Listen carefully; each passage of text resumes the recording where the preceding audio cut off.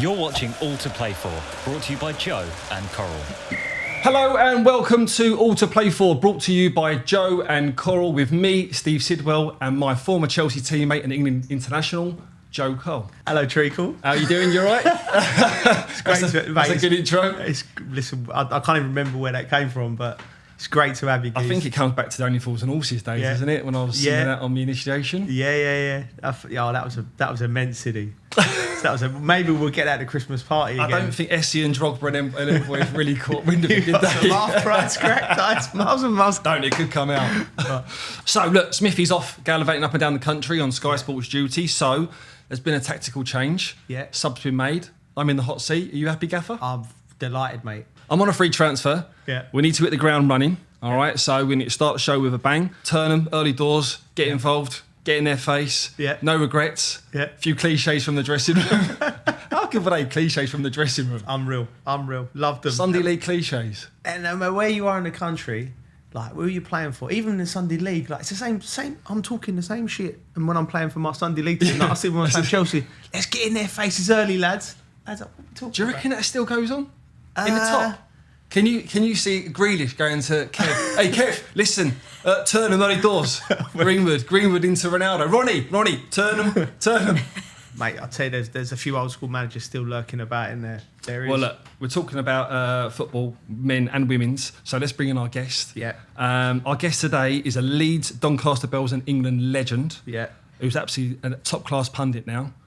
She's made her England debut at age 17 and went on to make 93 appearances for her country. Wow. Winning the International Player of the Year award not once, but twice. Ladies and gentlemen, it's the one and only Sue Smith. Like that little introduction. Thank you. That's what I do.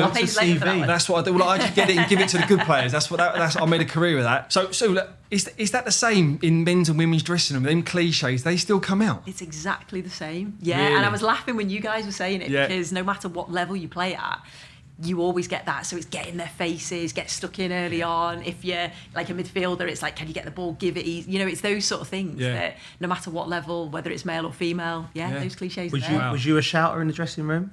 Not really, no. No? I was like, I like to have a bit of fun. I was quite relaxed, whereas some people are just totally focused, aren't they? And they don't want to have a laugh and a joke. I was a bit of a dancer and like to have a bit of a joke. Yeah.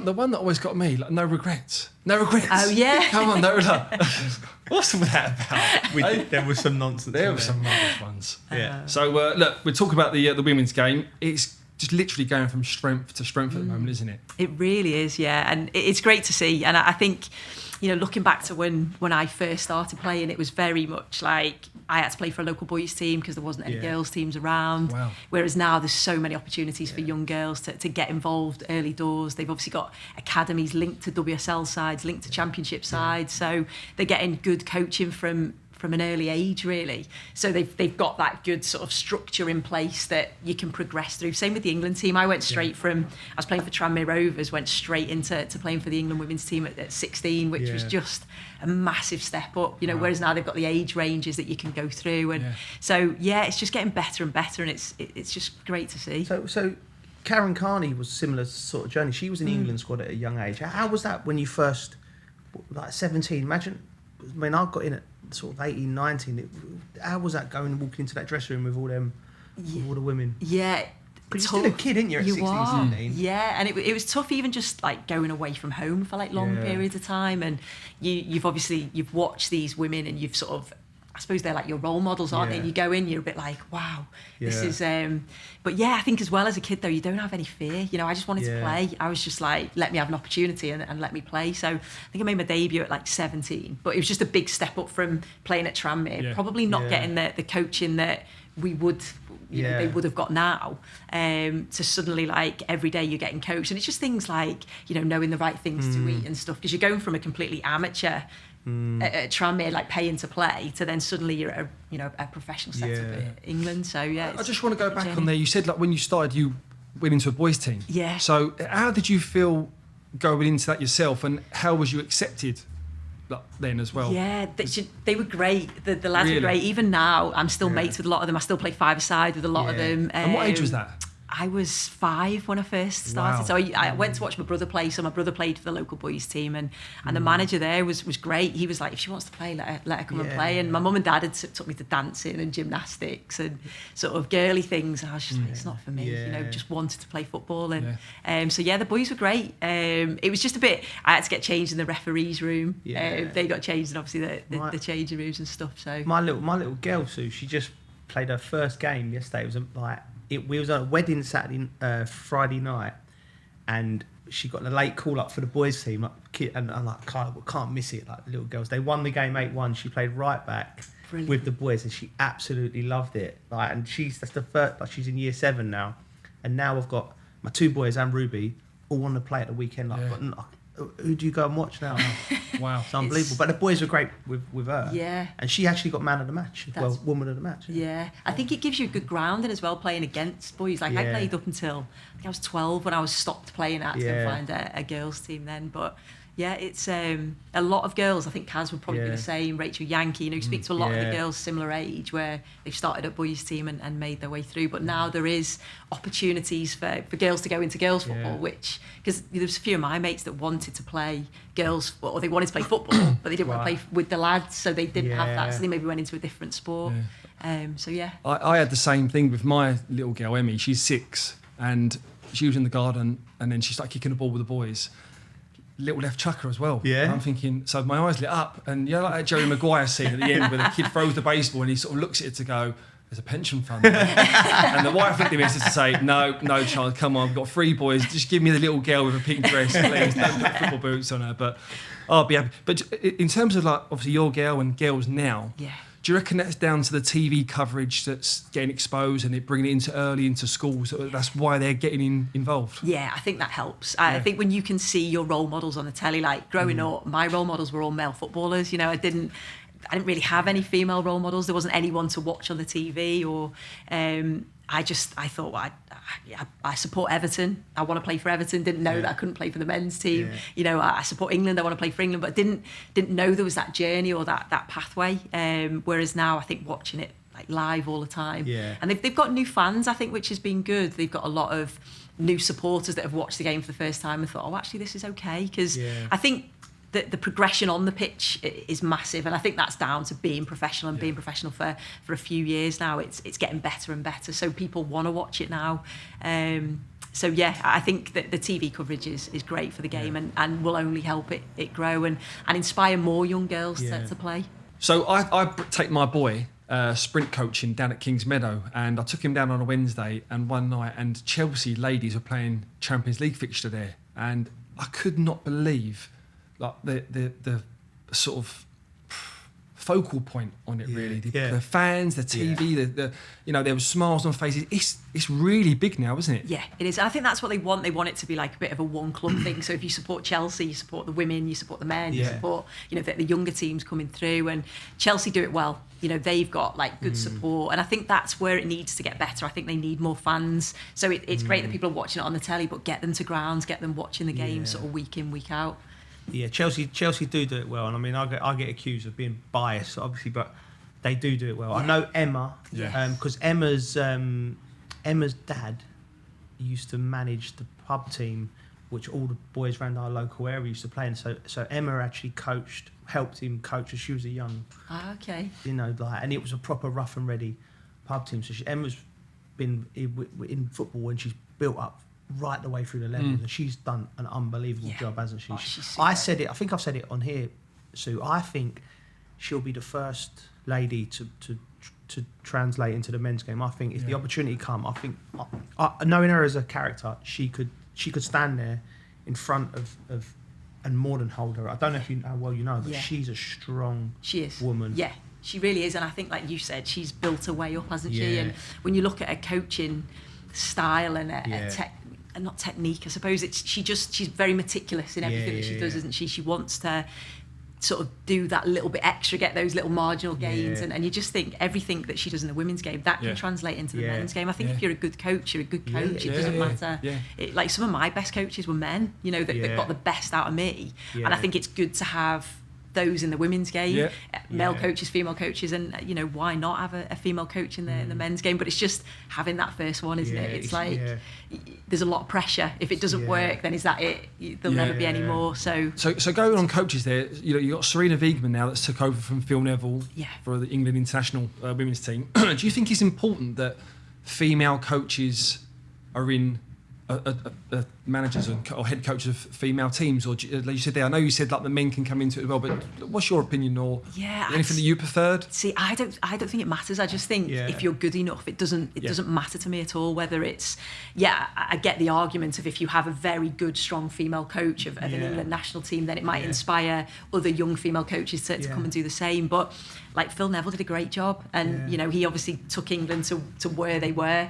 Serena Wiegman's hoping to take them that little step further and get them to go and win something. I think that's the next step. But if you're good enough, and I think, like say, male coaches throughout my career, I can name a couple that have really got the best out of me and probably played my best football for them. Sorry, Sidney. Do you know, like, it's interesting because I remember speaking to Phil about like the challenges, and it's so refreshing because to hear what you say, like, because it really doesn't matter, like, because whether it's a man or woman, but like Phil was like, he learned so much because he had females and he said he's got daughters, and he said he learned so much about women, and how he said it is different. He said a lot of it's the same, but there is difference. So he helped him develop as a coach. What do you think the biggest challenge would be for a woman to go into that male environment? From your point, so say for instance you took the shoes of a head coach. What do you think would be your? I think it's the pressure, isn't it? I think it's the pressure. I think it's the scrutiny on them, because I think straight away it'll be like, wow, how are they going to do? So there's a lot of pressure early on. I don't know, what would you guys think if a female coach came in? Would you feel that they'd have to prove themselves first? I think there will be. Listen, we have to be honest, and we're stepping into a subject which is not something but there will be a group of people, men who don't want change, who would want it to fail. You have to say there will be a group of people that will be looking at. But I suppose it's like any manager goes into it, there'll be people who want them to fail. But particularly for a woman, I think there'll be a group of people that want them to fail. But there'll also be a groundswell of support. I think from the majority. I mean, if Emma took a job, I'd be right behind her. This is brilliant. This is great. And we're moving in that direction, aren't we? As a society, we're moving more equality and things like that, and it's good. But you're right; it's the pressure. The first person, the first of anything, you're going to take the arrows, aren't you? You're stepping out into the breach. So it's going to take a brave woman to do that, and but it's going to. I think it'd be exciting. I really do. And from a player's perspective, I think this generation of young players are more equipped because they've been brought up in a different world. I think if you 20 years ago, I think it would have been so tough because of the mindset of the players that I first started. It was very macho, very masculine, and so it would have been difficult. But I think these young players are ready for it now. I really do. I think she'll be judged on what her quality as a coach. Because I think that's what I think as a player. I'd be like, if they're going to make me better, they're going to make the team better, they're going to get us to win things, then it doesn't matter, does it? So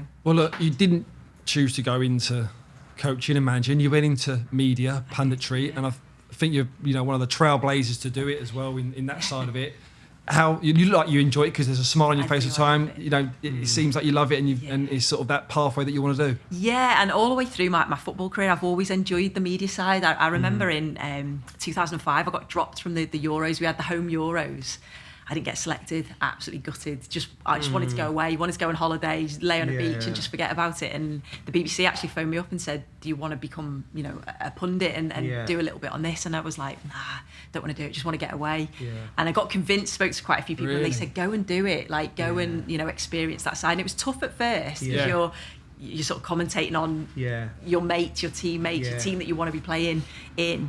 But I loved it, and I got a real buzz out of it. Was you still playing? Did you got left out for what, form or for injury? Yeah, well, I had I had plantar fasciitis, which was just a niggly injury, but I wasn't performing well. It's just like an annoying injury. I could still play. So my form wasn't where it should have been, and I should have got left out. I wasn't in the levels that I should have been playing. But I just, when I finished, I thought I got a real buzz, and it was something that I've probably not had doing other things apart from playing football. So whenever there was like I don't know, like an FA Cup final, or if I ever got an opportunity to talk, I would always be, you know, a lot of people would go, nah, it's not for me. Whereas I was always, I enjoy this. So as soon as that was the thing, you know, about we spoke before the show about I haven't officially retired. Yeah.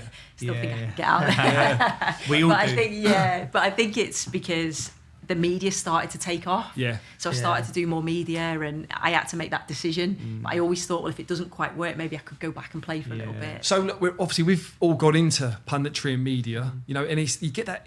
That buzz is very similar to playing, isn't it? You know, when you go on live and you go, right, the countdown, you know, your auto cue and stuff, and that it's same as going out and preparing for a game, or you know, the last 5 seconds before kickoff. I don't know what you guys think, but like I get this thing whenever I do a game, and it's I get like a little knot when I see the pitch. As I walk to the pitch, I'm like, I get a little knot in my stomach, and I get a little bit of sadness. I think, mate, I'd love to be out there. Every game without fail, I have a moment. I'm standing there by the pitch. I think I'd do anything to be like my boots on there, and I quickly check. You know what I mean? Check myself, but I get that little. So there is part of me that. I know you're saying silly, like I get that buzz from it, but I want more. Do you know what I mean? So I'll be like, one day I'll probably step into management and see if that gives me. But every game without fail, I have a little 30 seconds to myself. Especially if a ball gets rolled over to me and I just pop it back one time. Well, you don't. No, you don't. You don't pop it back one time. I've seen you take it. You do a step over, straight back chop, and you do a couple of hiccups and you go, bosh, have that. Just let them know what it's all about. It. But it's funny because some players finish, don't they? Yeah. And just they don't want anything to do with it. You know, they just walk away and that's it. Or they don't miss the actual playing side. They might go into media, but they don't miss playing at all, which I find quite strange because I'm the same as you. I still love the game. Still love playing. Frank Lampard, don't miss it at all. Frank, really?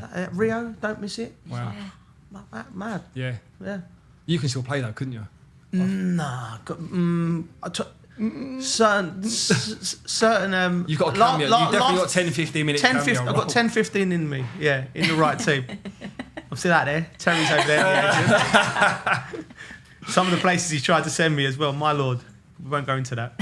So with the media stuff, is there anything that you enjoy more than others? Like, do you prefer co-coms, or is it studio work, analysis, or is it just the whole? Yeah, I like a bit of everything, really. Yeah, so I love the co-coms. It's different when you're at the game, isn't it? And you can probably see a little bit more tactically and stuff. But I love doing the sort of, you know, you've got to just do updates. That's quite good because you've got to like paint a picture, so that's slightly different.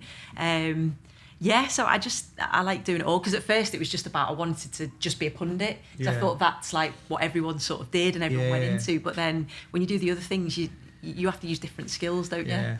Yeah. So, talk to me about the troll sort of situation as well, because that's, you know, you've got to be thick-skinned to be in football anyway. But then when you come on the other side of it, I mean, yourself, Alex Scott, Karen Carney, you know, really high up there in terms of getting this sort of ball rolling about trolls. And how hard has it been for you and online abuse? It is tough, it's one of those that when you commentate on women's football, it's normally very nice. You know, a lot of the stuff that you get back is just quite complimentary, and you know, we enjoy the coverage and stuff. And then as soon as I moved over into the men's game, you do get a lot on social media. You get, and it's, you know, I always prepare. I'm like super prepared. I have like reams and reams of notes, and I, you know, spend ages doing all my like prep on players and you know, different stats and stuff. And then you might just say like one thing slightly wrong, which when it's live, it's quite, you know, it happens, and straight away someone will pick up on it if you slightly, I don't know, maybe don't say somebody's name quite right, or and you just have to accept it, and you shouldn't accept it, but you sort of do. Do you read them yourself, or do you engage in the social media yourself? Is it something you do enjoy? There's a lot of good, I think, comes out of social media, isn't there? You know, you see a lot of good things. There was something quite recently where there was a player for Doncaster Bells. I don't know if you've seen that, where she couldn't afford her knee operation. So she put it out there. People sort of tweeted a message, and in the end, I think it was Gary Lineker ended up sort of paying pretty much for her operation, which shouldn't have happened in the first place. But the fact social media can be used for good charity work and things. So I think it's important that we stay on there, and that, you know, interaction with the fans is a nice thing to do. And you get so many, you might you might get sort of 20 comments and 19 of them might be so lovely. Yeah. And you just get the one comment that's not nice, and that's the one you sort of remember. Yeah. But yeah, I've just got used to now. I don't read it throughout a show. I do it probably like the next day or afterwards. Yeah. Which is wrong. You say that about you just get used to it now. Yeah. It shouldn't be that, should it? No. You know, No. it should be. I mean, can you see it progressing and you know, look, there's always going to be the minority. We understand that, but can you see the social media platforms clamping down and sort of helping you really? They need to. Yeah. And I know that people get it much worse than Yeah. what I've had it. You know, there's some awful things that we've seen on a regular basis, and I think that it keeps happening. They have to do more, don't they? Yeah. They have to do more to try and stop it or do something to the people that are sort of saying these abusive comments. They do. It's like it's such a it's this new tool, social media. Like we're all connected, and sometimes you're right. It brings out the worst thing. And then you've got the issue of freedom of speech as well, which comes into it and everything. So it's such a tough thing. I mean, I personally, I don't know about you, City, but I don't really.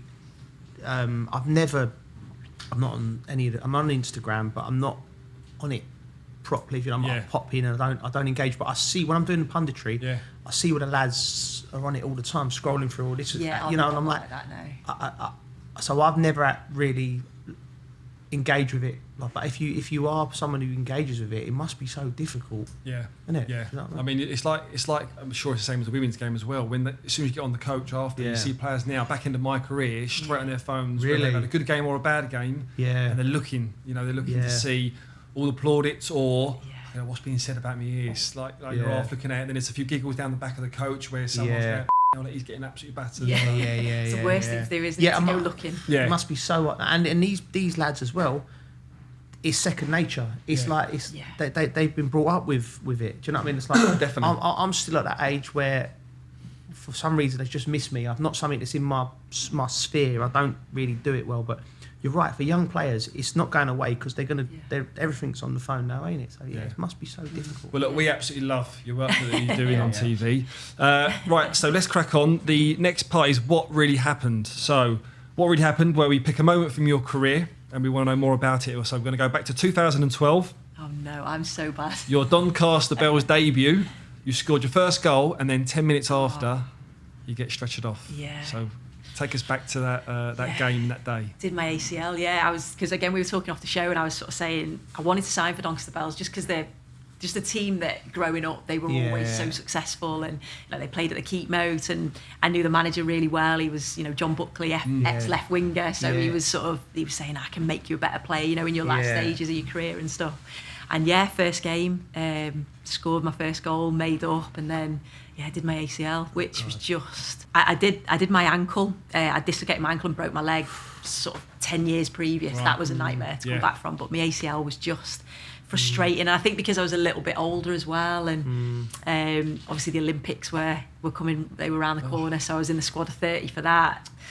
So did you realise that something was bad? Did you know? Yeah, I knew straight away. It was just I was literally just blocking a ball down the line, so I was just something you do a million times, don't you, as a wide player? And just as I jumped and twisted funny, I just heard it snap, and I knew straight away it was something pretty bad, and I got stretchered off. So I think I was out about 9 or 10 months. Right. It took me. I thought I was going to come back in the 6-7 month, and then I pulled my calf just as I was like getting back into full training. How took me out a little bit longer. How was you after that, Sue? Did you ever feel like you got back to your best after that? Because I was the same. After my ACL, I'd done it in 2010. And I don't think, looking back on it now, I never quite hit the heights as a player. Yeah. And after that. Was that physically or was that mentally or was that a bit of both? Definitely physically, City, because I didn't just do my ACL. I'd done everything. ACL, PCL, MCL, both cartilages. It's like, and the same thing, it was a generic, just a turn. Right. Yeah. And I remember the doctor saying to me, like, how did you do this? Was it a bad tackle? Because he said, like, this was a really bad one. Like, my knee was hanging on by one ligament. And then so afterwards, the way I played, I was twisting and turning. I lost the yard and I couldn't twist and turn as quickly as, and also if I misjudged, when you catch a ball wrong, it hurts, doesn't it? Yeah. So it really hurt on my knee. If I caught a volley wrong or something like that, it wouldn't just be the normal pain where I caught at the end of my toe. It'll be like, it just send a shooting pain. Right. Yeah. So it's a horrible thing. But I think I look at players now who come back from ACLs and they're coming back in 6 months and they look fine. So it'd be interesting what they do in terms of getting them back now. What's the new things move on, don't it? Yeah. No. How was you throughout that sort of rehab spell? Because look, we've all been injured. I've been injured as well. Injury, unfortunately, ruined my career, ended my career. Yeah. But with that 9 months that you was out there, you go through some dark days. Did you have the support that you had there, or how did you cope? Yeah, I was quite lucky. I had quite a lot of support, and I went to the EIS in Sheffield, and so my physio was Jess Ennis's physio. So I remember walking in, and Jess Ennis was walking out first day.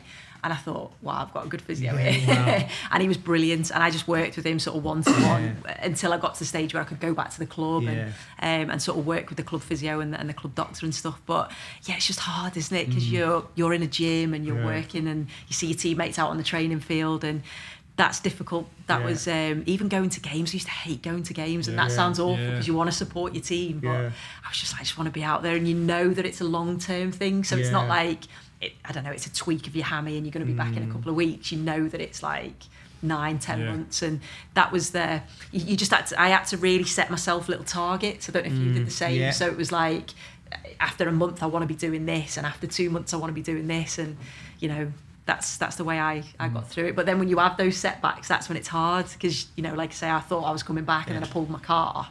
So you go through it all again, you're like, oh God, when am I actually going to get back? And they always put the gym, that they facing the training pitches. Why do they do that? I know. You're on a treadmill, or you're just on the rower, and there's like, you just see the teammates training outside. It's a killer. You actually work harder, don't you? When you're injured. It's a joke. I remember coming back from my knee at Cobham. I wanted to go out. I was on his bike every day. I went, listen, I'm done with this bike. I said to the physio, I need to get out on the bike. I've never been on a road bike before, so I didn't know the rules and regulations, the helmet and all that. So they found me a bike at Cobham, and I didn't take my phone like an idiot. I went, right, I'm just going to go for a steady one for like an hour. I went about an hour and a half away, and the the chains come off, Keys, like, the chains come off. I'm there in my lycras, in the deepest dark Surrey, like, at the height of playing for Chelsea. I was gone for about 4 or 5 hours. Everyone's thinking I've come off, like they're ringing the authorities, like they couldn't find me. Yeah, so that was an adventure. You don't know no one's number. You don't know. It's auto. Like you just click a button and they just go through. You're like, what's the number of the training ground? I remember that. And then what was important in my rehab as well, because I know what I'm like probably like you said, I didn't like going to the games. I said, look, they went through with the doc. They went through, like, you're going to be out for like between 9 and 12 months with this one, because it was 2 operations, bang, bang, bang. And okay, so we're gonna schedule in some rest and recuperation. All right then. Nice. What we talking? He went, well, where do you want to go? I went, like, I'm like, is this on the club? And he went, so I went, well, quite like Vegas. No, I'm serious. I'm like, all right, we can do that. Right, so I've got it. And then Ricky Hatton had a fight in Vegas. You right? didn't. Yeah. It was scheduled into my rehab, like 1 month strength and conditioning, like this one, bang, like Vegas, like I had 5 days in Vegas. So when it said Tuesday, Paul recovery, it weren't Wet Republic. It was, mate. It was unreal. Oh, brilliant. Just doing my rehab in Vegas. They could send me over there for a little programme, the lads, a bit of paper. Brilliant. They got parked up for 5 days. That. Chelsea lads might start getting in. I know. It's me in Sheffield. This one's in Vegas, all right, isn't it? Let's get back to the Premier League. Look, who's caught your eye so far this season, teams wise? It's hard to pick a minute soon. I mean, the top 4. Man United have obviously still look like they got problems, but I really genuinely don't know. See that Chelsea, Man City, or Liverpool going to win this league, and we have got 3 world-class football teams. Yeah. Proper world class, like best in Europe. You got them 3. Man United, I still think there's holes. I was going to say that. You've not mentioned Man United. Are you counting them out? They got the squad, no, but see, I think start of the season, I certainly thought that the players that they brought in. You look at Varane, brilliant. What they needed. You look at Sancho's not quite sort of hit the heights as he that we expected. Just taking a little bit of time to adapt. I'm sure he will. Yeah. And then the Ronaldo sign, I think everyone thought, wow, here we go. But they just don't look. They just look a little bit disjointed, don't they? Did they need that holding midfielder? I think they did, that world class holding midfielder. Just seems like teams Tielemans just played the ball through the middle at ease, didn't he, at the weekend? So I just feel he's trying to sort out that middle of the park area. Fred and McTominay, I don't feel like... really like McTominay, but as a pair, I'd like McTominay. Pogba in that position, I think he almost needs to give himself to the team, City. Do you know what I mean? Like, in terms of, like, he's a great player, Pogba, but what Man United need is him to play deeper and really be disciplined and give the ball to Ronaldo, give the ball to Sancho, Greenwood. Yeah. You know... He's not the same player, is he, for Man U where he is for France? He just feels like there's so much more that you can give the Man United shirt. Do you think Solskjaer can go to him and say, do that for me for a season? This is and he can do it disciplined for 90 minutes? You know, because you can't have too many Greenwood, Sanchos, Fernandes. Ronaldo. The attacking threat that he's got is phenomenal, isn't it? Yeah, you need that base. And McTominay gives you... You need the cement between the bricks. You do. I like that, Sid. I like that. I'm going to use that one. But you think they're always going to score goals, aren't they, with the quality that they have? But it's more like individual moments of brilliance rather than like collectively as a team. Well, look, they're on a tough run at the moment. They've had some poor results. They come up against Liverpool on the weekend. If Liverpool get a result, can you see Ollie losing his job? Not so much straight after, but can you see him, or do you reckon he's here for the season? Who's out there? Who's out there who would go in? I think I'm going to throw a name out there. Listen, I don't like doing this because I don't know Ollie, but he's I suppose if you're Manchester United manager, there's going to be pressures. So I think Conte would be the obvious choice. Right. You know, if it gets to that. And Ollie's with that attacking sort of lineup, because he's quite sort of rigid, isn't he? I know he sort of likes a counter-attacking team as well, but I think at some point, them players have got to look at themselves. Yeah, I think Gary Neville. I think he was excellent when he. I think he broke it down in terms of like the off the ball. It's what Manchester United need to do. It's the pressure, and they should be fit enough and strong enough to do it for 90 minutes. Shouldn't they? Yeah. Off the ball. And Conte, when he was at Chelsea, off the ball they become so resolute. He still had Hazard, Pedro, great players. I think he'd be an option. So I think Ole needs a good run. But we've been here before with Ole, by the way, and he turned it around. You're right. So, you know, I think he'd give him that organisation which they need defensively. So maybe that's a good shout, because there's certainly pressure on Ole, isn't there? But like you say, he's managed to turn it around, and what game to do it in the game against Liverpool. Well, I mean, talking of big clubs, we speak about a manager now that's been linked with Spurs in the summer, Graham Potter from Brighton. How impressed have you been? You know, I finished at Brighton, so I just sort of come to the end of my career, just see him sort of stepping in, so watching him train and do his stuff. But how impressed have you been with him and Brighton? Because he's gone playing some really good stuff, hasn't he? No, I think he's different classes. I love what he does. I love how his teams are set up, organised. You know, he don't look like your archetypal manager. He's of the new school. Obviously been a player, but he got into coaching early, and he's learned his craft. He's come back. I think everything at Brighton, I think, is outstanding. I love it, and I love the way they play. And I think people are going to be knocking on the door for him. He's definitely a forward-thinking manager. I mean, so you'd have watched a lot of his games, and he's one of them that's not afraid to go right, 3 changes. Yeah. Start with one formation, end up with a different formation in the game. He's a real forward-thinking, you know, just on the front foot all the time manager, which is, I think, what is required to be that next step up. So look, they play Man City on the weekend. Do you think you could go and get a result? Tough one against Man City, isn't it? He ain't that good, Sid. Come on, please. Hey, watch this. We'll see. We'll see.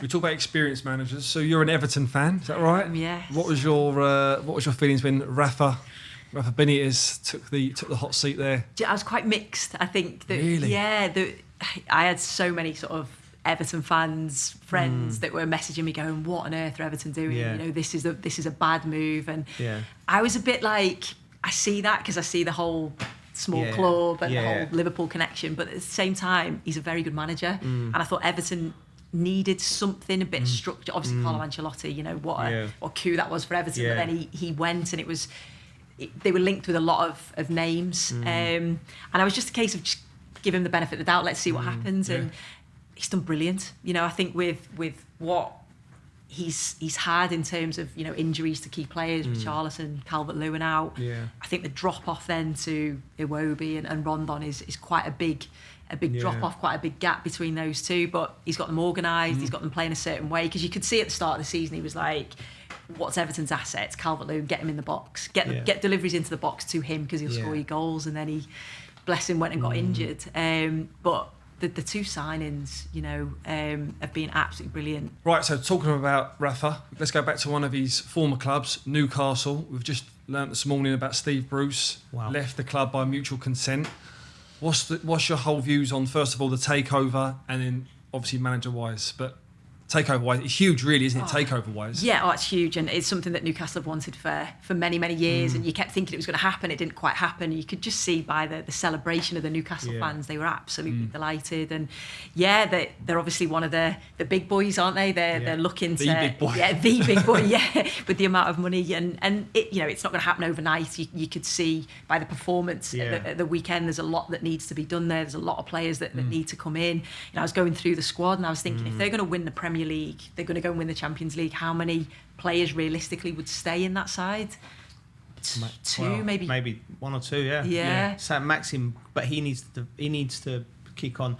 It's interesting, because of the only benefit they got coming in now, the Saudis, and taking over it, is they've seen the Man City project, they've seen the Chelsea project, and they can learn from that. So what they need to, first of all, they've got to stay up. So there needs to be 3 or 4 players that come in January capable of making sure that there's no danger of them getting relegated. Do you think people are overlooking this? Because there's a lot of talk about Champions League and winning this and winning that, but they're banging trouble, no? And also the fact that they've got rid of Steve Bruce, 1,000 games at the weekend, right? Yeah. The first thing you walk through the door is, right, we need to be in this Premier League, because that will set us. If we're not in the Premier League, it sets our project back 3 years. So we need to, first of all, let's secure that. Right, there's a budget for that. Right, what manager's capable of keeping us in the Premier League? Let's have a look who's available out there. Steve Bruce would come into that thing. So for me, you go, and the Newcastle fans won't thank me for saying this, but you go, right, we'll keep Steve. You get 3 or 4 players in, but what happens, City, is you bring them 3 or 4 players in. Let's just throw names out there: Aaron Ramsey, maybe Jesse Lingard, maybe. Yeah. You bring them players in. Now you stay up. Next year you finish 10th. Then the year after that, all of a sudden you're bringing in more players in. But now you're bringing the next run of players. Yeah. And then them players that you brought in to keep you up, they're on 5-year contracts. And now, all of a sudden, you've got a squad of 25 players. You're going for Champions League football now, 3 years down the line. But you've got 7 or 8 players in your squad that are surplus to requirements now. So it happened at Man City, when they got the initial players in. Yeah. And then when the real big hitters come in, then you've got to get rid of them. And they don't want to go because they're on big money. So they're going to have to spend money. Yeah. But, first things first, you've got to stay in the division. Yeah. So do you think they're going to be clever with the loan market, like bring in the players that aren't playing at some of the big clubs? But no reputable football club is going to.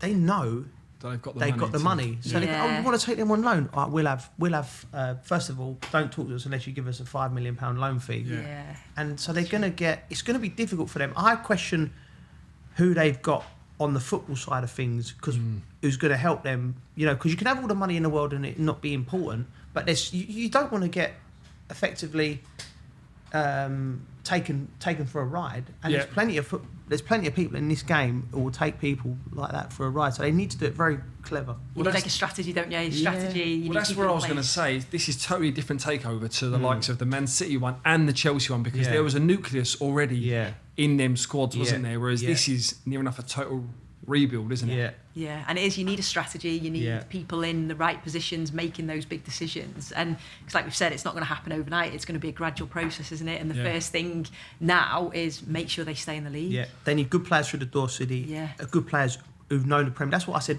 On top of my head, I said Aaron Ramsey. He's not playing at Juventus. Good player. He's better than what you got. Yeah. Jesse Lingard. He's not playing enough. Maybe he'll fancy that as a challenge. Definitely. You bring 2 of them players and plus another 2. You probably say you fancy them over 20 games, whatever's left once you get to January, to finish above Burnley, finish above Norwich, finish above Watford, finish above, who else is down there? Well, if you finish above them, you stay up. Yeah, of course. You know what I mean? So look, you spoke there about having someone in charge behind the scenes. Now let's talk about obviously the hot seat, because Steve Bruce has gone. Yeah. Who do you see? I mean, they've got money to go out and buy someone if they wanted to, but who could you see taking that job? So who's available, isn't it? And I suppose it's got to be someone that's going to be able to build and it's not starting from scratch, but starting from a position where first and foremost they have to make sure that they don't get relegated. Yeah. Then it's a case of building. It depends how long term it's going to be. Then it's a case of, are you going to be challenging for the Premier League at some point? So it's like, who's available? I don't know. I know Martinez was one of the names that. So would you say it's more experience that they need rather than someone like a Steven Gerrard or a Frank Lampard, because they're all getting touted in there, aren't they? Yeah, I think experience is a must. I agree. I think like I said, you want stages, isn't it? You need someone like Martinez. He knows the Premier League. Eddie Howe knows the Premier League. Conte, I think we're just assuming Conte's going to sit there and go, hold on. Yeah. Oh, no thanks, but no thanks. Come back to me in 2 years' time. Yeah, that's the one, isn't it? It's not necessarily, you don't really want to go in there and be the first manager or that first sort of crop of players. You want to be the next load that goes in when it's just got to the next stage. Because imagine that, you bring a big name manager in, right? You still got November and December to navigate with that group of players, right? I think Steve went out there the other day against Spurs and he went, right, he knew he was on the way out. He must have done. And they played an open football, which is what the Geordies want. They want to play, but they're not capable of doing that because they haven't got the security at the back. They were just getting played through by a very average Spurs team. Yeah. And if they need 5 at the back, what Steve was doing with them to get the results, they got decent bit of pace on the break, and they can't compete in the Premier League if they open up. Do you know what I mean? They ain't got the players certainly in the back end of the pitch to keep enough clean sheets. They need bodies in that position. I'm not sure they got the fitness levels either. You know, it seemed to be like first 15 minutes they could do it, couldn't they? It was real intense pressing, but they just couldn't sustain that over 90 minutes. Right, talking about the managerial hot seat, we've got some Coral odds for you here. Coral will give you 4-1 if you think Paulo Fonseca, the former Roma manager, will be the next Newcastle boss, or you can get odds of 9-2 if you think Frank Lampard will be the one to replace Steve Bruce. What do you think about any of them two? We had Frank on a few weeks ago. We know he's itching to get back. I think Frank's a safe pair of hands. I know he's only been managing for a few years, two and a half years, but he knows the Premier League inside out. He can lean on. Yeah. He could lean on so many people. He's got his uncle Harry, who can lead. I think Frank would be a safe pair of hands. I think, and quite possibly Frank, with his experience of playing at Chelsea, he's had a front row seat of all the, he knows how a dressing room will be. Say for instance you're a Newcastle player, and they pull off the coup of all coups and they bring in Icardi into the dressing room. He knows how that's going to affect the dressing room. How that's going to affect. Do you know what I mean? So there's a currency in that. I think Frank's a sensible bet for the job. And do you think he would have that level of respect when they start signing that top echelon players and they're coming in under Frank? He's got that level because he's been a player and he's done well as a manager as well. He would instant respect. I think so. And I totally agree. I think all the experiences that he's got as a player and as a manager as well. I agree. Okay. Let's get on to the Coral Football Super Series. I'm going to ask you each 4 simple questions about Man United versus Liverpool. Quick fire answers. Yeah. Okay. Right, quick fire. So, who will win the match? Man United versus Sue's not going to back Liverpool. Can I say a draw? Say what you want. No, I'm going to go Liverpool. Really? Through gritted teeth. Yeah. I'm going to go Liverpool. I think they're, an away winner, Old Trafford, I mean, they're in form. Yeah. Who's going to get the first goal? It's got to be the main man. Salah. Salah, mate. You can't miss at the moment. Yeah. So I'm going to go Mane. Yeah. Interesting. Yeah. Okay, here's one for you. How many corners? This is a funny one. This is a funny one, and I don't think I've got it right yet. Have I? No. All right. I'm gonna go 12. It's normally around that 9, 10, 11 mark, isn't it? 12. I'm gonna go 12 corners. 11. 11. How many players will be carded? Feisty. I feel like Manchester United will be ill-disciplined in this game, especially if they go a goal down at home. You see it being feisty now. Some of the players that are there.